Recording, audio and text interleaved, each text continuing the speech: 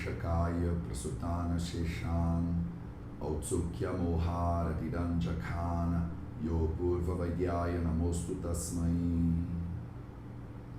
Sejam bem-vindos a mais um vídeo da série Vida Veda dos Samhitas no canal do Vida Veda no YouTube. Meu nome é Matheus e hoje a gente vai continuar nossa leitura do Ashtanga Hridayam Sutrasthana capítulo 2 com os shlokas número 27 e 28. Sim, 27 e 28. Se segurem, vai ser bastante coisa hoje.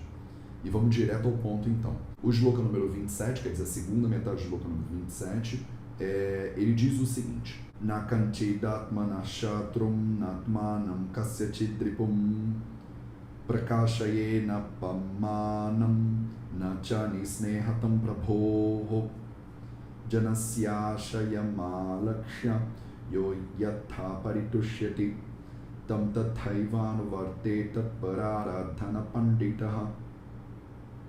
Então, bastante coisa para a gente cobrir no nosso encontro de hoje. E a gente vai continuar aqui até o final do capítulo falando sobre Sadvruta, então as condutas, éticas, morais, as condutas adequadas para uma vida saudável que devem ser praticadas todos os dias por nós, fazem parte da nossa lógica de Dinacharya. E a segunda metade do shloka 27 já começa dizendo na kimchi datmana shatrum, então atmana shatrum, shatru é um inimigo, né? Kimchit na prakashayet. Então, prakashayet significa manifestar, tornar alguma coisa visível, né? Tornar alguma coisa público. Calma, eu vou explicar para vocês aqui, é uma frase bem grande e que tem conceitos paralelos, então eu vou falar algumas palavras aqui e aí depois eu vou amarrar o significado disso tudo, né? E aí ele fala Atmanam Kasyachit Ripum, então de novo nessa coisa do inimigo, traiçoeiro e tal, na, que seria na prakashayet também, de expor e tal. Então, basicamente ele está dizendo o seguinte: você não deveria se relacionar, o Atmana é a pessoa e o Shatrum é o inimigo, tá? Então você nunca deveria tornar manifesto, tornar público a sua inimizade ou os seus problemas em relação a um inimigo. É basicamente isso que ele está querendo dizer. Ele faz um paralelismo entre a pessoa, né, que aqui é sempre usada a palavra Atmanaha, e uma série de outros elementos. Então, as pessoas que te tratam mal, as pessoas que você considera como inimigos, e ele diz, essas relações que não são boas, né, digamos assim, elas não devem ser colocadas em público, elas não devem ser expostas, né? Então, se você tem uma pessoa que você não gosta muito, você não deveria, de acordo com os samhitas aqui, meio que ficar falando sobre como você não se relaciona bem com essa pessoa, né? Basicamente é isso. Então, você não acredita que aquela pessoa, meu inimigo mortal, né, tá sempre falando mal de mim? Você acredita que ele falou mal de mim hoje de novo? E aí eu tô contando para todas as pessoas, botando no Facebook, no Instagram e tal, e falando sobre a minha relação com essa pessoa, que não é uma relação muito boa. Se eu não tenho do meu lado uma relação boa com alguém, ou se alguém não tem uma relação boa comigo,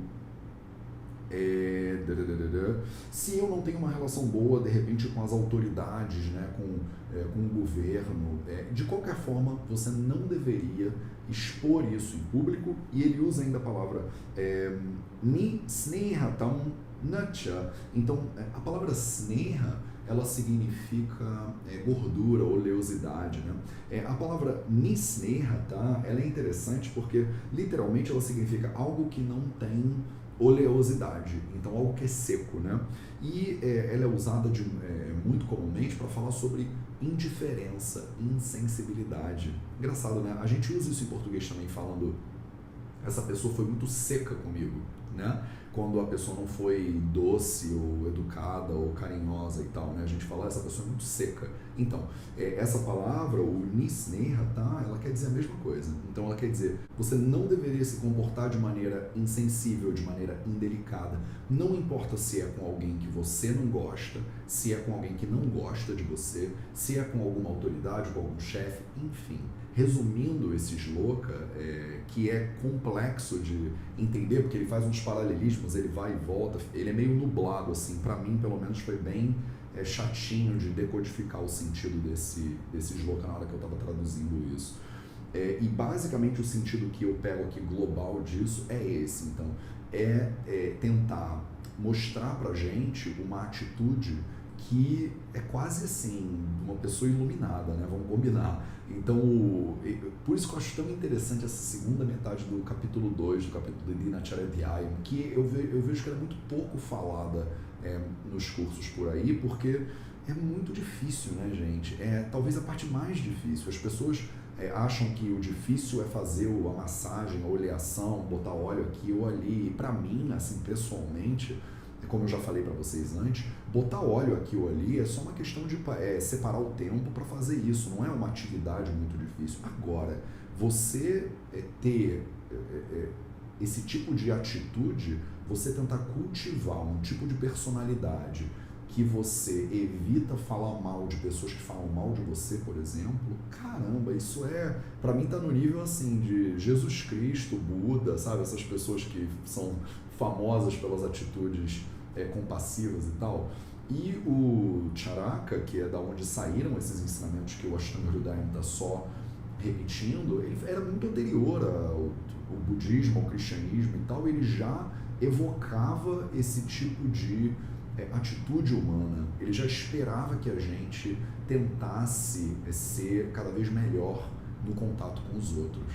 Então, fica aqui o shloka de hoje, a primeira metade, né, o primeiro shloka que eu queria ver com vocês hoje, e o segundo shloka, o shloka número 28, quer dizer, a segunda metade do shloka no 28 e a primeira metade do shloka número 29, eles vão até mais, talvez a fundo, né, eles continuam esse processo aí, que já estava difícil, né, então ele fala, Janasya Ashayam Alakshya, então, Janasya é um homem, né? Tipo assim, sabe quando a gente fala os seres humanos, ou o homem, não é um homem do sexo masculino, mas você generaliza os seres humanos, né, pela palavra homem, então, é mais ou menos isso. Tipo pessoas, né? Ashayam significa intenção, pensamentos e tal. Alakshya significa que é algo que é visível, mas que não é estrondosamente visível, não é claramente visível, quase não dá para ver direito. Isso. Estou traduzindo as palavras porque isso é uma poesia brabeira e depois, para pegar o sentido, eu vou tentar amarrar de novo com vocês. A segunda metade do capítulo 2, também por isso talvez ela não é tão aprofundada, porque o sânscrito é muito difícil, né? Pelo menos para mim, assim, eu não sou um grande pandita de sânscrito, né? E foi bem difícil para mim quando eu traduzi esse capítulo. Eu já estou bem na frente disso aqui na minha tradução do Ashtanga Hridayam, mas caramba, eu lembro que eu ralei aqui. E eu ainda ralo. Quando eu estou lendo aqui com vocês agora, eu fico lembrando, caramba, como foi uma ralação para montar esse quebra-cabeça, né? Então, a Lakshya é algo que não é 100% visível, é quase visível, né? Aí ele fala yatha, e a palavra yatha, ela combina com a palavra tatha. Então, vocês vão ver que tem aqui o yatha na primeira linha, né? No caso aqui, para vocês, eu acho que vai estar 1, 2, 3, 4, 5, na sexta linha, talvez. E aí, depois, na sétima linha, tem o tam, tathai. Tathai, na verdade, é tatha. Então, o yatatatha é uma comparação, é uma estrutura gramatical do sânscrito que faz uma comparação. Então, ele vai falar alguma coisa que vai ser comparada assim como essa outra coisa.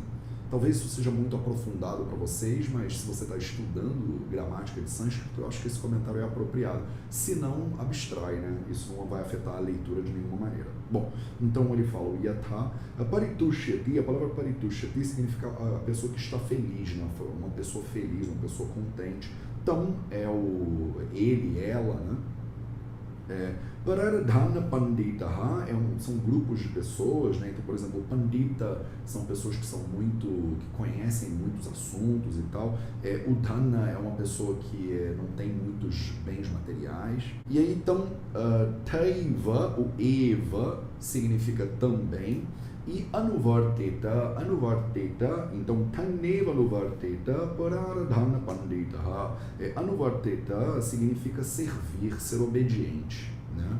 Então, vamos lá, tá? Eu só dei um panorama mais ou menos do que cada termo aqui está sugerindo, para a gente tentar englobar isso dentro de um sentido vou falar pela milésima vez, isso é poesia, então às vezes para amarrar o significado é bem difícil. Então vou tentar, tá? Considerando as pessoas, então, Janasya, Ashayam Alakshya, então a maneira como as pessoas pensam, a maneira como elas se comportam e a maneira como elas deixam transparecer suas intenções, né? Então, eu, Mateus, por exemplo, considerando isso sobre as pessoas, eu deveria tentar fazer elas paritushyati, então deixá-las felizes, contentes, né? Então, eu, considerando a lógica interna daquela pessoa, então considerando as expectativas dela, as intenções dela, as características específicas dela, eu deveria... Gente, ficou carioca beça isso, nas características... Desculpa pelo... Então, considerando as características específicas dessa pessoa, eu deveria tentar fazer um esforço ou tentar me comportar da melhor maneira para deixar ela feliz. Então, e também, Tata, Eva também, Anuvartita, também servir, também adorar essas pessoas, né? Então, isso aqui é praticamente o shloka do diplomata, né?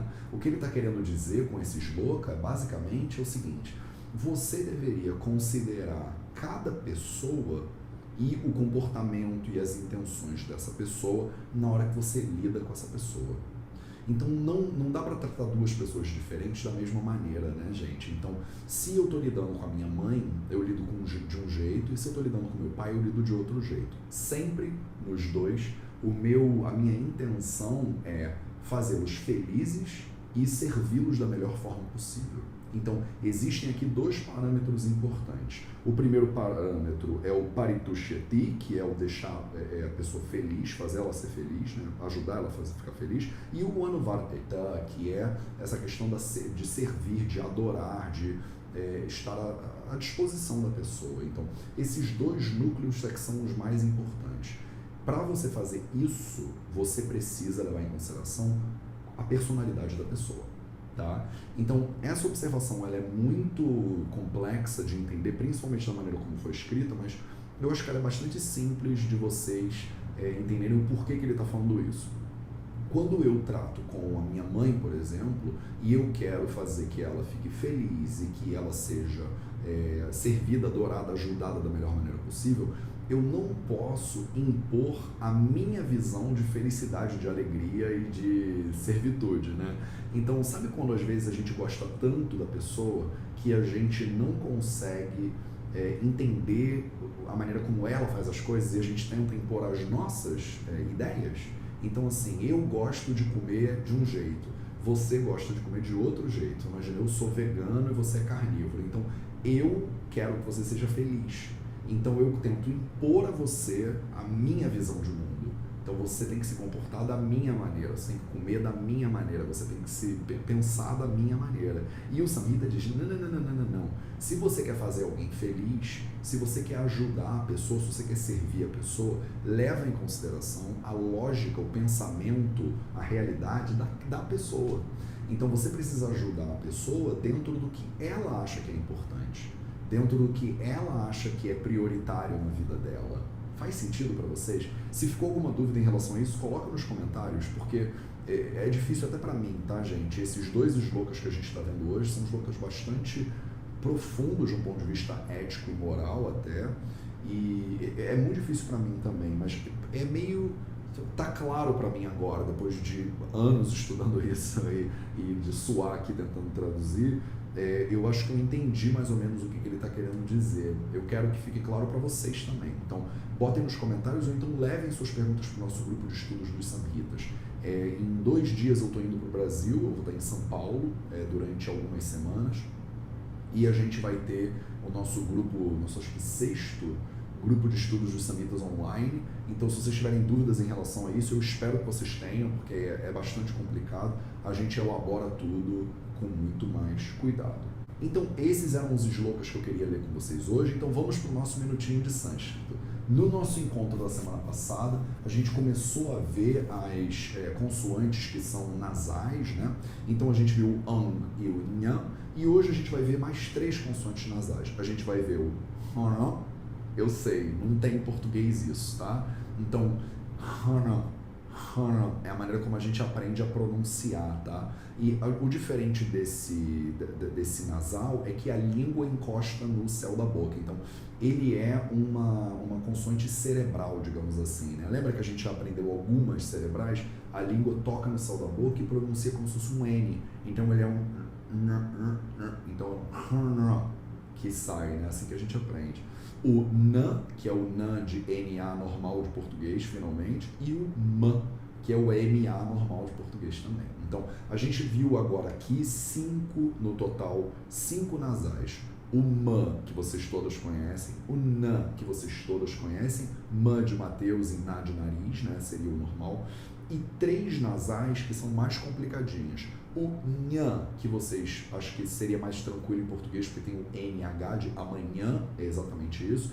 E as duas últimas, que é o Ang, que não tem muito em português, Ang, que a gente normalmente, quando vai aprender no sânscrito, a gente escreve ANG, para fazer Ang, Ang, Ang.